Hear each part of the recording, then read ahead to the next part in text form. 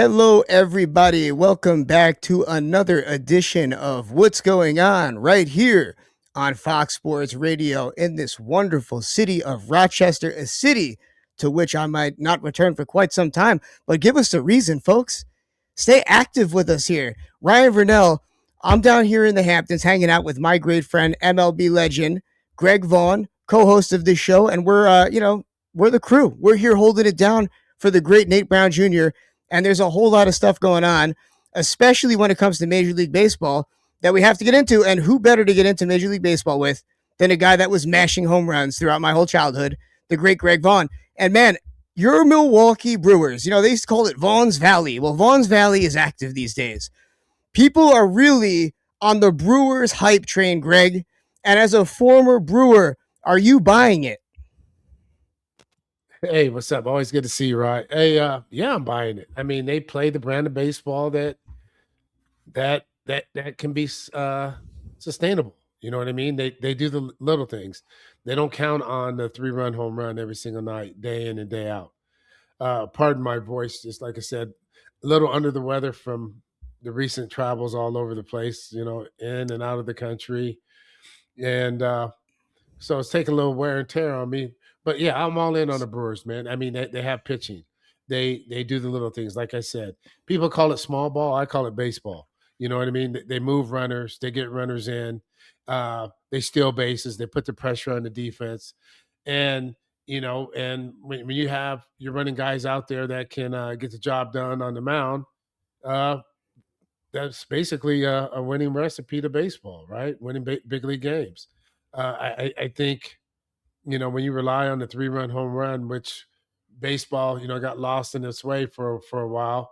I think you're seeing the good teams do the little things, right? And and it's fun to watch. The Brewer baseball way is a fun brand of baseball for me. You know what I Yeah. mean? Like I said, it's not just going out there, everyone just trying to hit the ballpark. I mean, hit the ball to the ballpark. Guys are actually have a plan, a game plan, and they're sticking to it. And Pat Murphy, I was a little bit leery in the beginning, how a college coach would come up here, but getting to know Murph, I mean, he has a perfect mindset, and he's he can relate to the players, and the Milwaukee front office and the top brass, they bring in guys that fit their mold. They're not going to bring in guys that don't fit their mold. You got to be able to do all the things. You got to be a baseball player, and like I said, I'm happy for the city of Milwaukee. I'm happy for the fans, and it's good to see a mid market be able to compete and basically lead wire to wire in that division for the And, first couple of weeks with the Cubs. Right, Cubs were on fire in the beginning, but after the first couple of weeks, Milwaukee's been able to sustain that lead. and they still spite those Cubs, stealing their manager like that. Craig Counsell, a vile betrayal of the Milwaukee Brewers. And there's a bunch of reasons why I started out with the Brewers. People are probably wondering why in Rochester we started with the Brewers. Well, A, they're the best team in baseball.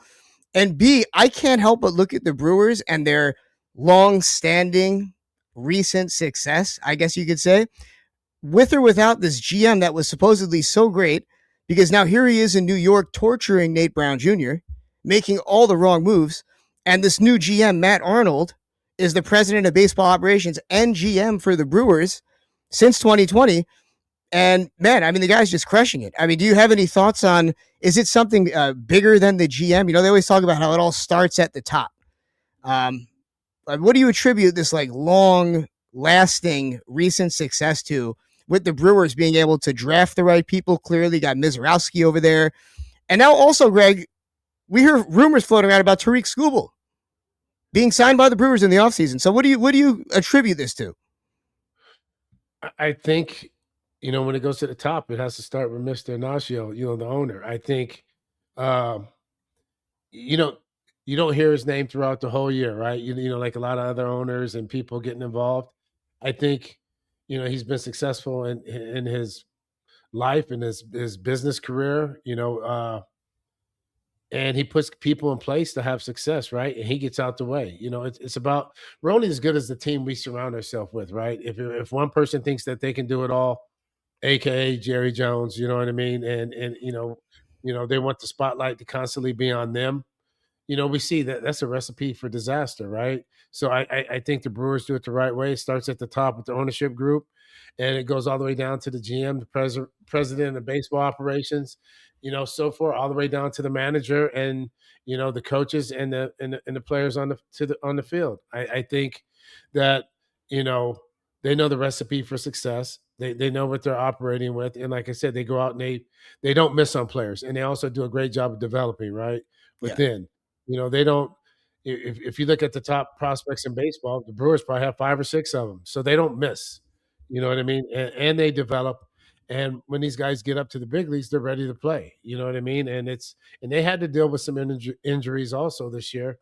But like I said, it's next man up. And when you have baseball players, it's easy to fill those voids, right? So when someone goes down, you're basically plugging them maybe with not a more talented guy, but a guy that's more than capable of getting the job done. And I think that, that's what you see. They're sustainable, and the Brewers organization they have won, I think, organization of the year the last 3 or 4 years in a row. Murphy's been manager of the year. So whatever recipe they're having, more teams should follow, right? I think whatever that is, I think as long as you make it about the name on the front and not the name on the back, because these GMs and these presidents of baseball ops come over to different teams and they want to say, okay, it was about me, and they start making it about them, and they get lost in their way, so to speak, and they forget what's made them successful. You know, you're talking about the Mets. I don't know. I don't have the answer for the Mets. It seems like the Mets every year are going from a rebuilding platform. With all the means in the world, and you're playing in one of the most glorified cities in the world to play sports, and they're constantly trying to catch up to everyone else. I just think it's no stability. At some point, you have to, whatever it is, you got to pick a direction. You have to have a goal. You have to be able to figure out what you want to do, and you have to stay to it, right, and adjust to everything else. But you have to have a plan. Your plan can't change year in, year out, 6 months in, 6 months out.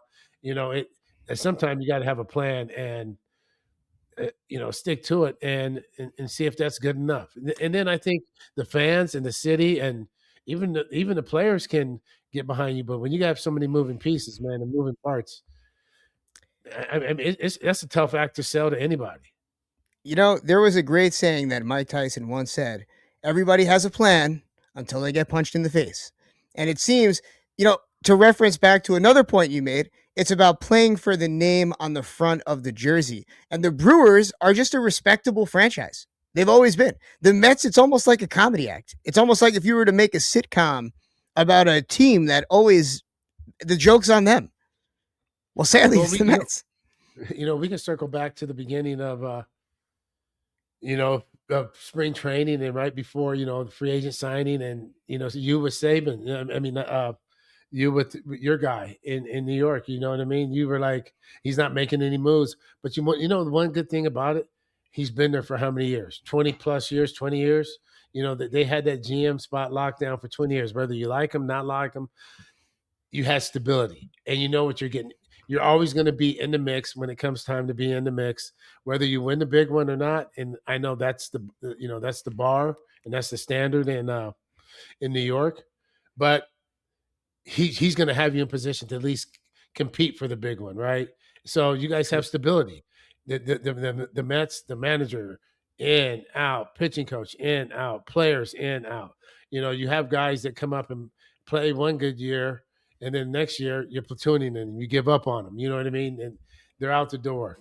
You had the best closer in baseball. I know he's come across tough times, as of late, down there with the Dodgers. But I mean, when you have a guy that locks up the back end like that, I mean, that solves half your problems if you can just get to him. Now let's figure out how to get to him. You, Yeah. you know what I mean? Let's figure out how to get to him, and we have that. But when you get rid of that, you don't know how you're going to get to him. You don't even know who your starters are going to be.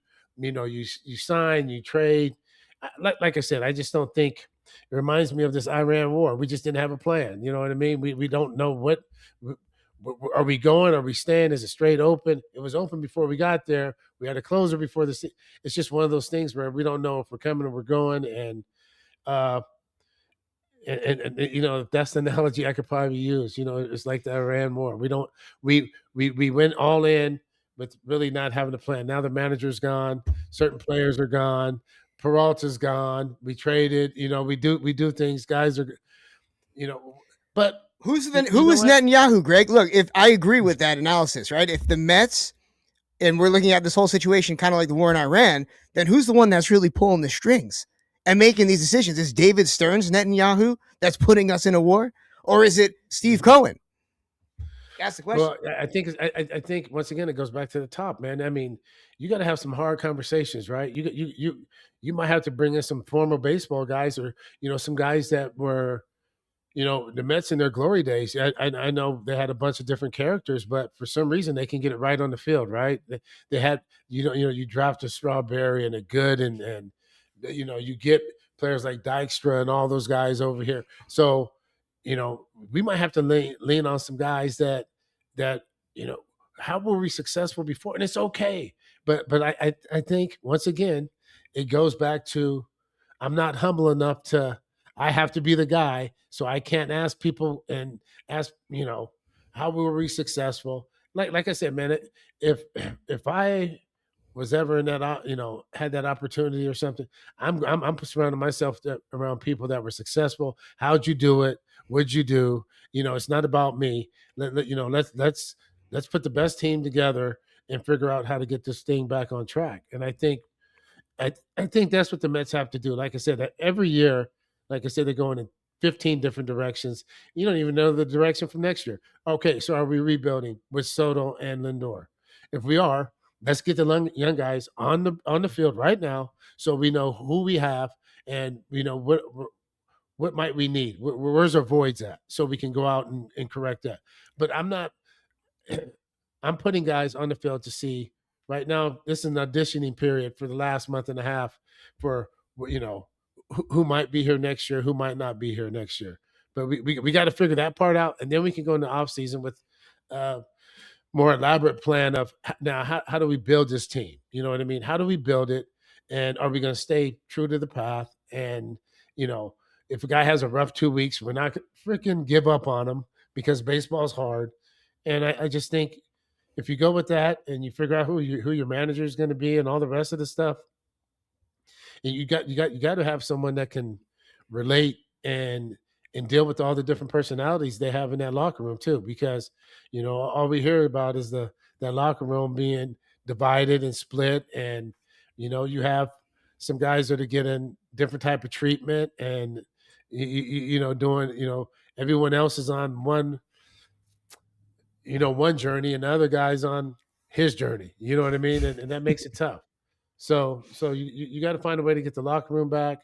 You got to get find a way for guys to start playing for one another, and go from there.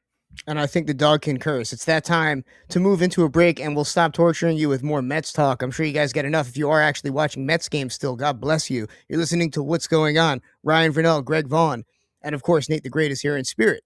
We'll be back soon. Hello, Rochester. We are back, and we are joined by a very special guest today here on What's Going On. Greg Vaughn and myself, Ryan Verneuille, in the building. We have another Vaughn in studio with us. Young Odie has joined us. Yeah. Baby boy Odie. Yeah, he figures he wants to make his debut. You know what I mean? He's tired of seeing all these other dogs be on TV. He wants his love. He wants his flowers. Huh, Odie? He's a big-time 49er fan. Big-time 49er fan. Everyone talks about Shohei's dog, Aaron Judge's dog. Well, Greg Vaughn's dog is way cooler and definitely deserves to be on an episode of Paw Patrol. So I hope there's people listening that can make it happen out there. Yeah. If there's ever a way, too, because he's a teddy bear mix. So it's crazy because my dogs drink nothing but distilled water and bottled water. So, he doesn't get these brown spots under his eyes. And for some reason, he still is. And he has to go back to the groomer because, his wigs are his lettuce is a little bit out of control right now. Wow. So I didn't realize it was a matter of the water that they drink, the dogs. Yeah. Yeah. Wow. He's good. Yeah, It's a he's a beautiful good mutt. boy. And he's not a mutt, it's a beautiful dog. What's the exact species of Odie? Whatever a teddy bear mix is, A teddy bear Bichon. mix. All right. Yeah, whatever the mix is. Well, big Yeah, shouts to Odie. So, yeah. Greg, this week, also in baseball news, before we move on, because man, do I have a bone to pick with the Lakers. But before we get into that new purchase and the Kushner's new organization, I see that the Yankees have had some, I guess you'd say, financial alleviation. The Steinbrenners still have control, but they just got a, I guess you could say, a cash infusion, if you will. Some debts have been cleared up. So, Greg, you're the finance guy. You've made a lot more money than me, both on the field and off the field. What are your thoughts on this New York Yankees slippery move? Is there something that I'm missing here? Because I feel like it's almost, look, I've been saying it a long time, Greg. I think it's time for the Steinbrenners to just sell the team, to sell it to some tycoon, to some animal like George Steinbrenner that maybe made his money on his own and is just a little bit more into the game, shows up to all the games like Steinbrenner did. But yeah, it seems like kind of a band-aid just to kind of delay the process of this happening. What are your thoughts on this new acquisition, partial acquisition, if you will, of the New York Yankees? Well, I think that's the new norm now. I think if you look at the Raiders, you look at what happened to the Lakers, you look at what Cuban did down in Dallas. I think these guys are selling, a percentage of the team, and they're coming away with, you know, the money that they're acquiring the funds that would be acquired to get the whole franchise. You know what I mean? You're getting, you know, $5-6 million to give away a portion of the team, and you still have controlling rights.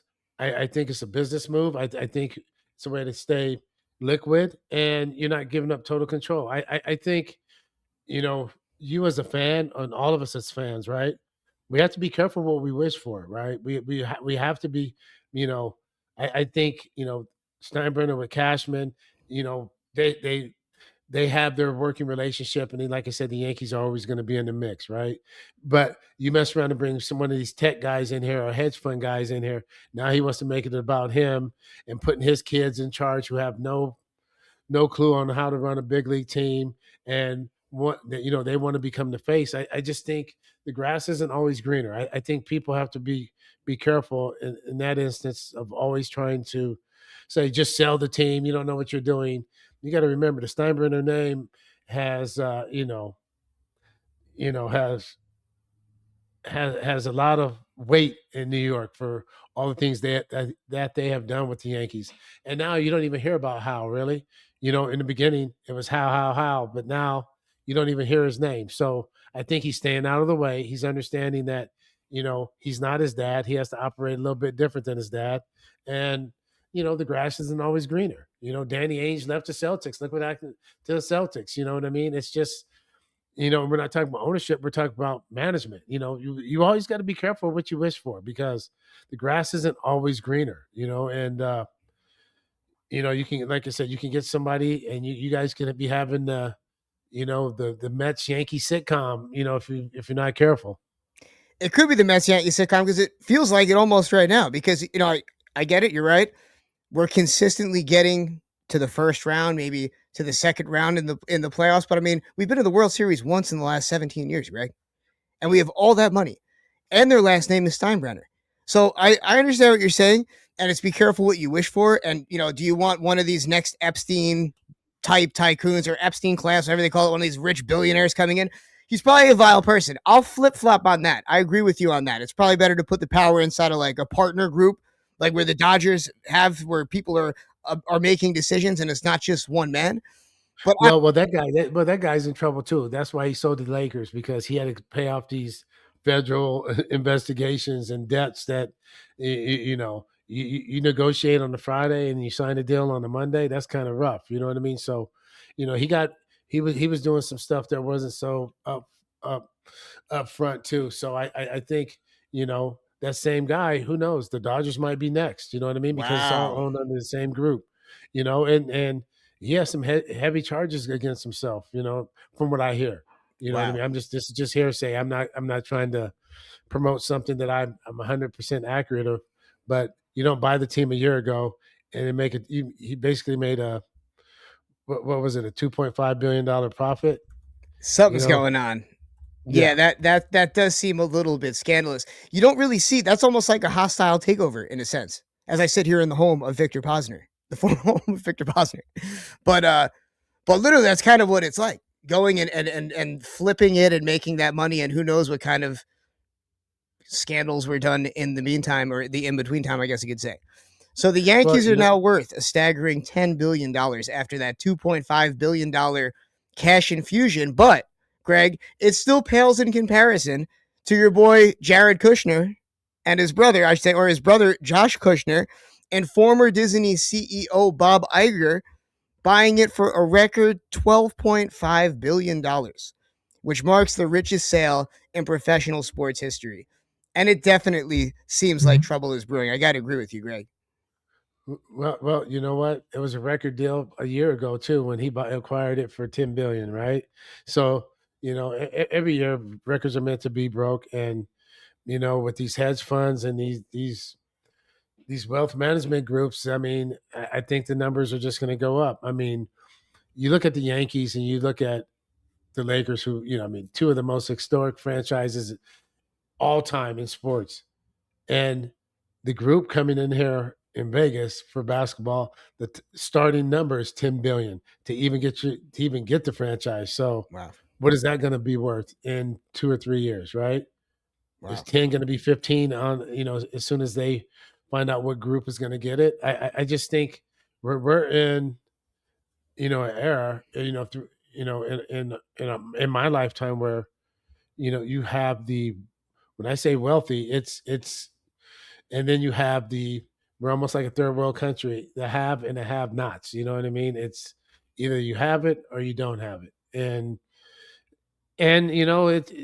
hopefully, it, I think it's different because, when you get into corporate America, they don't even know what you look like. It's almost like analytics. They just plug stuff in a computer. You're supposed to say this, do this. So you lose that human element. You know what I mean?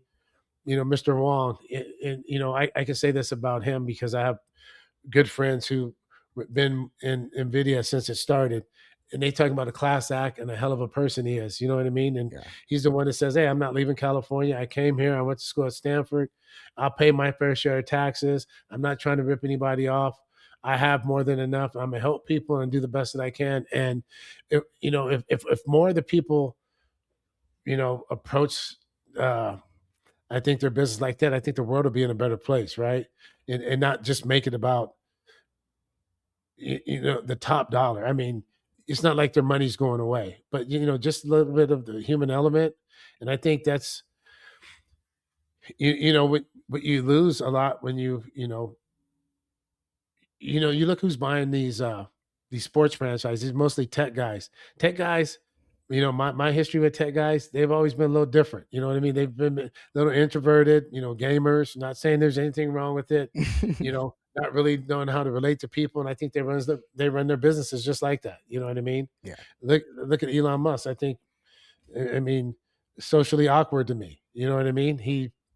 But very successful in the business world. But I heard he's a savage when it comes to how he treats his people. So I mean, it's one of those things. It can be good for sports, and also it can be bad for sports.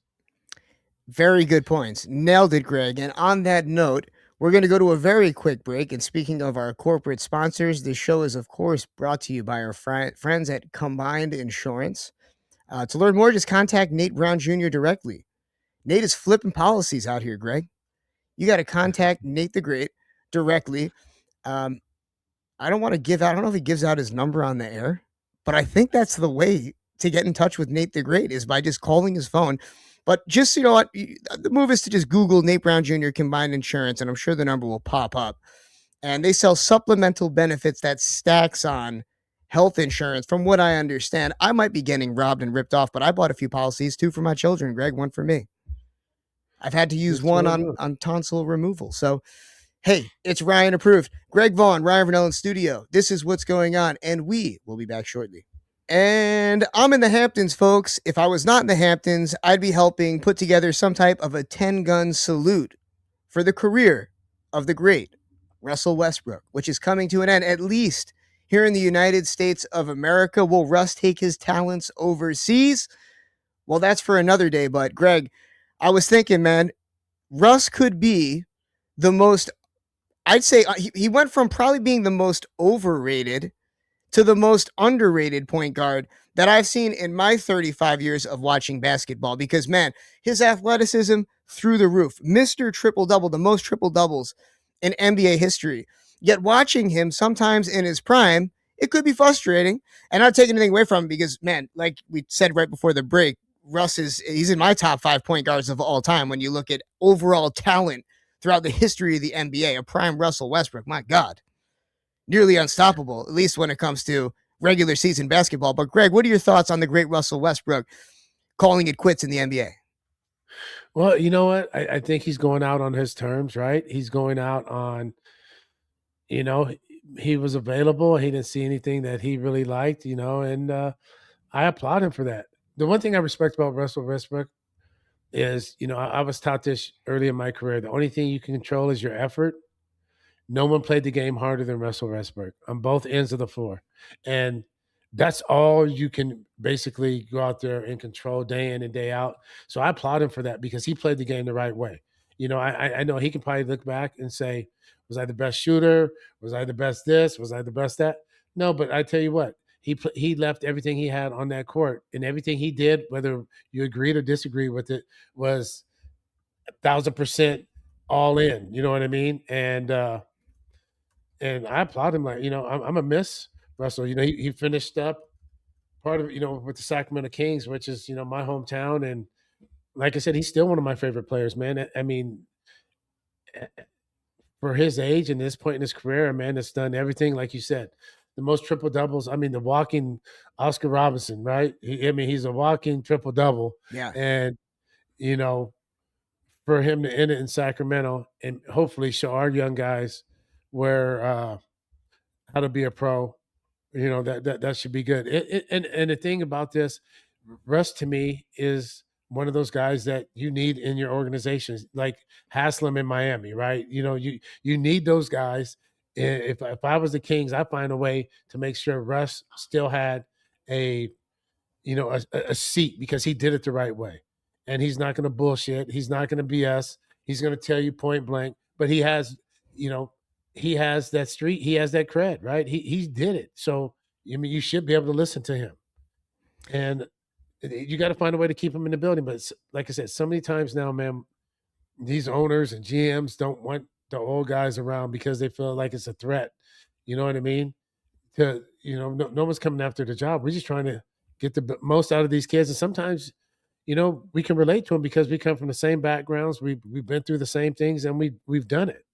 So, I hope somehow the Kings find a way to keep Russ in the organization.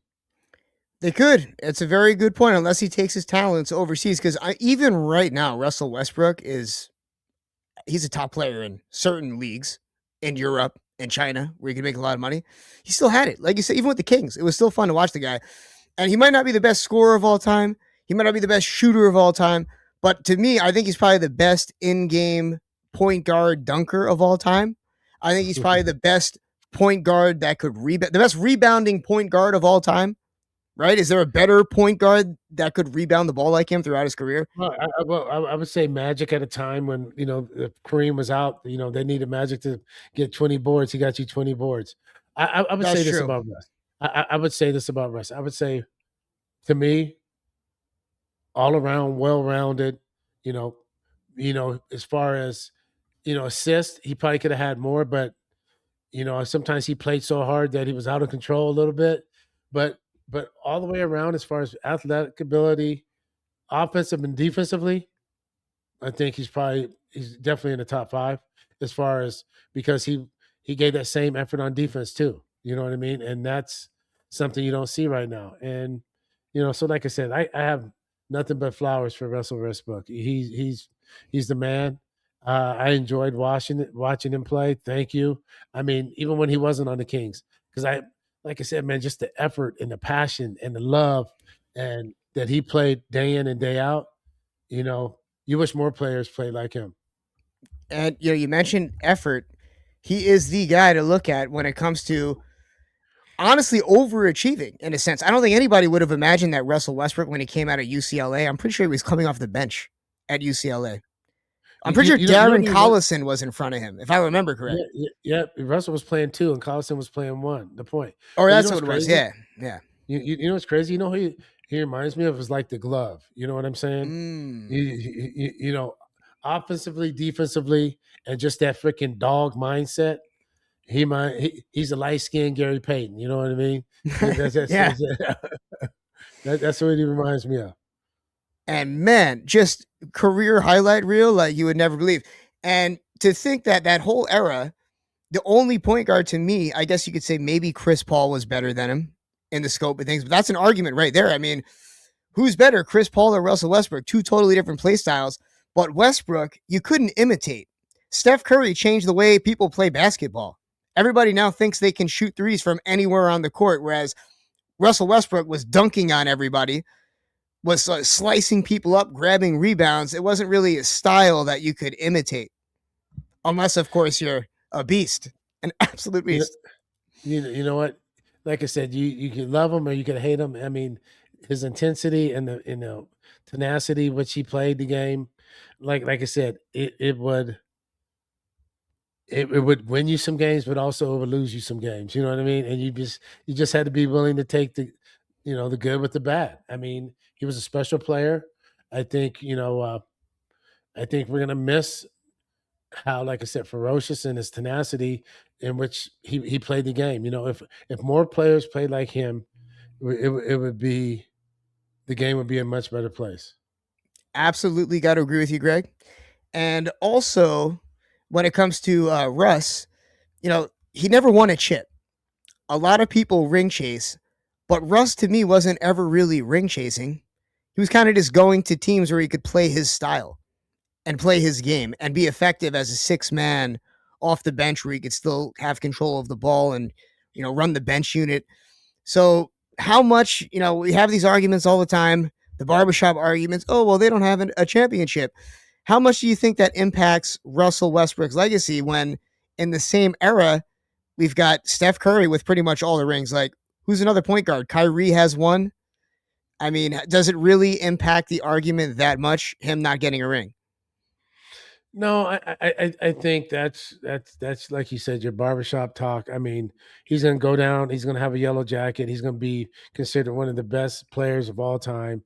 But I mean, when you talk about this league has been around forever, and you're talking about a 6'4" point guard that has more triple doubles than anybody else in the history of NBA basketball, people can say what they want about Russ. And the thing I like about him is he don't give a rat's ass what they say about him. You know, he went out there and was Russell Westbrook 100%, 1,000% every single day in and day out. That's who he was. He wasn't trying to be someone else. He wasn't trying to, you know, become someone different. He gave you Russell Westbrook. You know what you were getting, and like I said, and I applaud all the stuff he does off the field, man, and like off the court. People, Yeah. like I said, man, we want to judge guys on rings. How about judging guys on their character? Russ never was in Yeah. trouble. You didn't read about Russ in the paper. You know, he's a family man and he gave back to his community in all communities that he was actually, in the cities that he played in. So for me, that's how we define players. We don't define them by their chips. He was a hell of a player.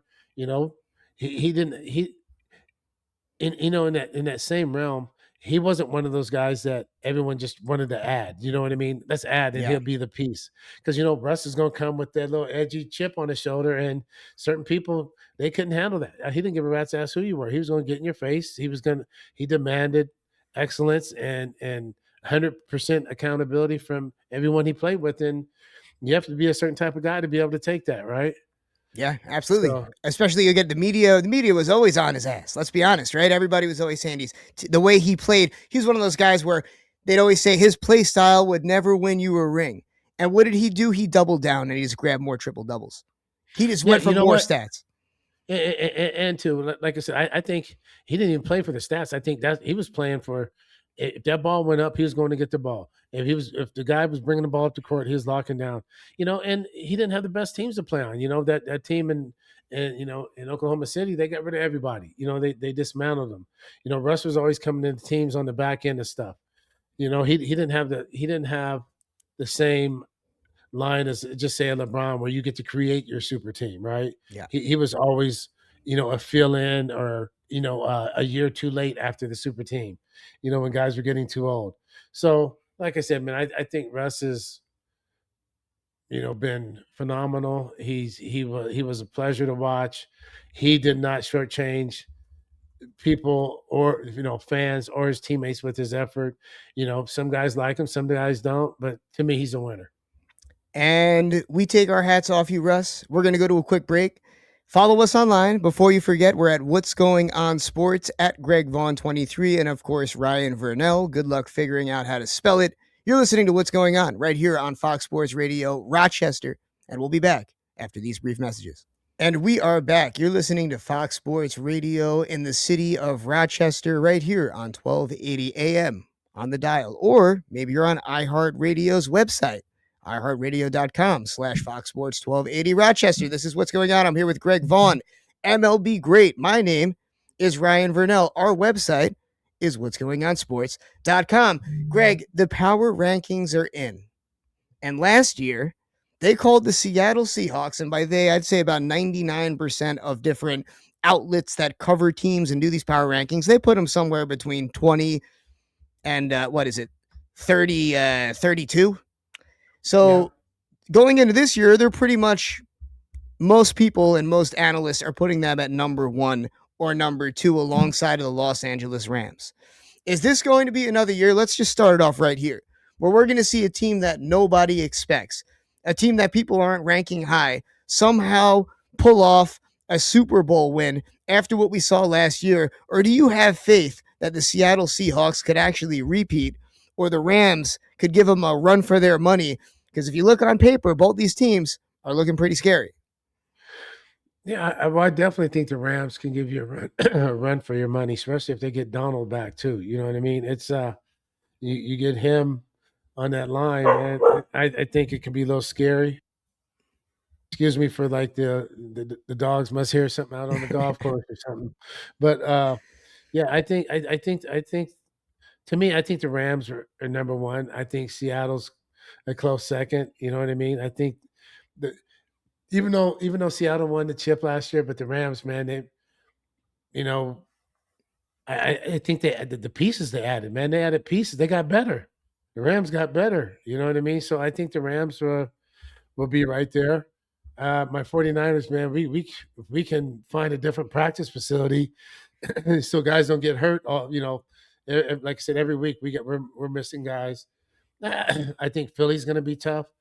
I know it's preseason, but just watching the Broncos yesterday, dude, and I hate saying that because I'm not a Broncos fan. The Broncos are going to be problems. The Broncos are going to be problems, man, and they got better. And I have to say that I think it's going to be.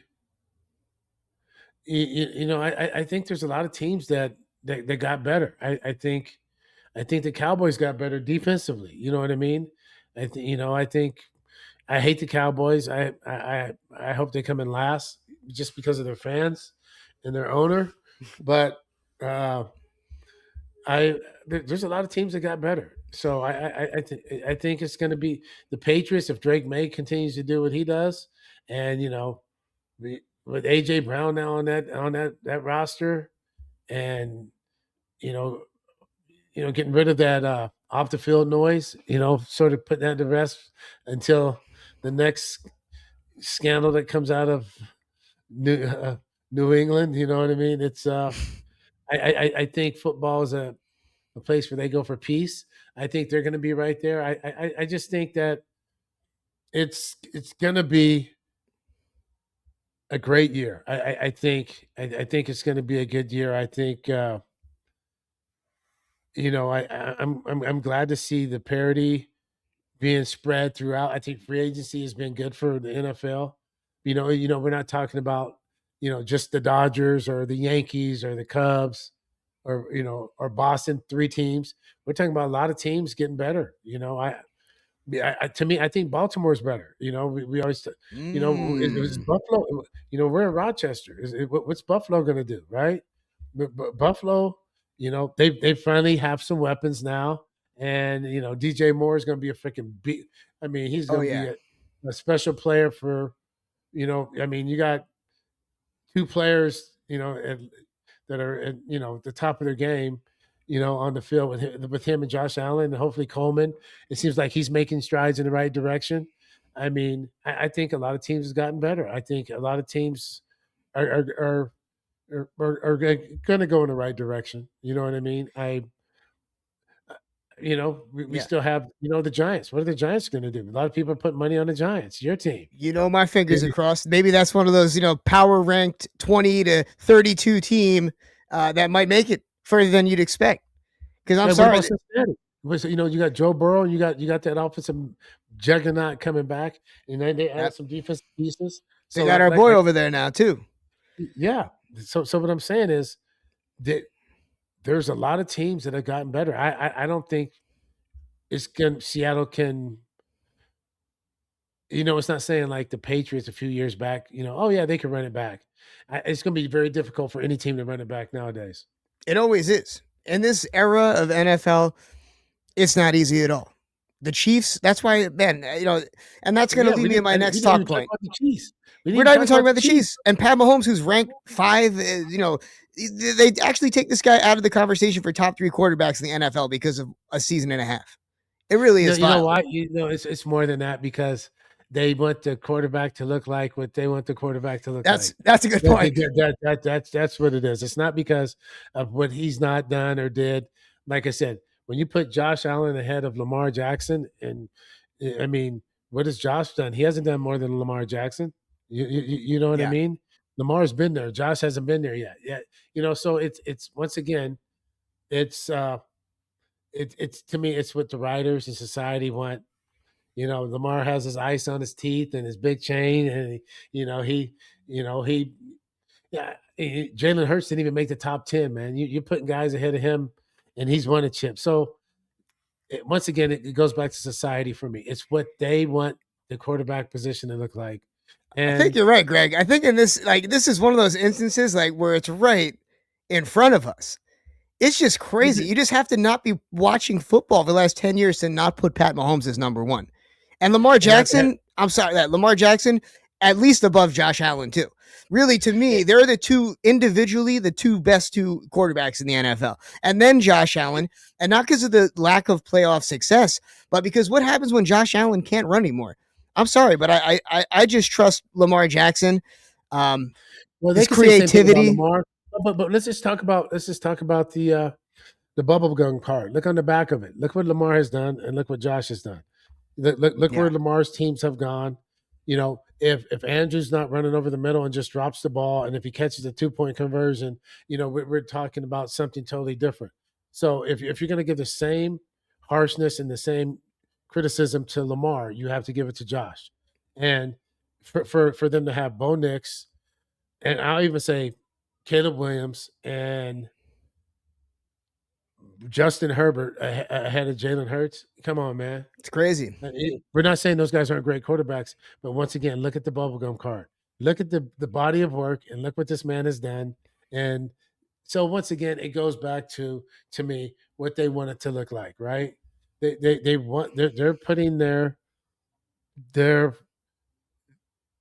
giving their opinion on. They want it to be a 6'4" white guy with blonde hair, blue eyes, and that's what they're basing it on. Because if you're basing it on facts and receipts, they got it wrong. They missed it. Media brainwashing. It's literal media brainwashing at its finest. Justin Herbert has 0 playoff wins, not 1. How many does Josh have? How many? About 2? You got to tell me. I think just 1. Yeah. See, I mean, it really is for sure right in front of us, as obvious as ever. Media brainwashing. I get Matt Stafford being placed high, but even Matt Stafford, but he has a chip. But he has a chip, and look what he's done. I get it. But look at those teams he played with Detroit. We're talking about a body of work. Now you're putting that's true. Drake Maye, who had a great year. You're putting Drake Maye. You're putting Bo Nix. You're putting Stafford. I can say he deserves it, but you got to have some time. You're throwing these guys, to the top of the elite with the resume still having to be built, right? Like I said, Jalen Hurts has a pretty good resume. You know what I mean? I mean, he's done, his body of work has said something. You know, it's like we're throwing these guys up there, and like I said, even Williams. We're not saying these guys might not be great quarterbacks, but they're not great yet. They're That's true. not, to me, the elite of the elite. You have one good year. So if that's the case, how come Jane Daniels, who is better than him his rookie year? It's How true. come he's not on that list? How And come now he's he's not got on a that list? serious weapon. He's got my man Steph Diggs over there. You know something? There's only one white quarterback that I'm going to place above the two fine African American gentlemen that are at the very top of my rankings, and that's Jackson Dart. And there's no bias attached to that. That's my blonde haired white guy that I'm going to be rooting for all year. Greg, you made some great points as always. Everybody that's listening, thank you for showing us support and for finding us on YouTube, of course. What's Going On Sports. Make sure that you go to Greg's Instagram directly. He's got other podcasts and great content that he makes out there. And just so much great insight. Thanks for joining me as always, Greg. You really are the man. Hopefully, I'm out in your neck of the woods soon in Las Vegas.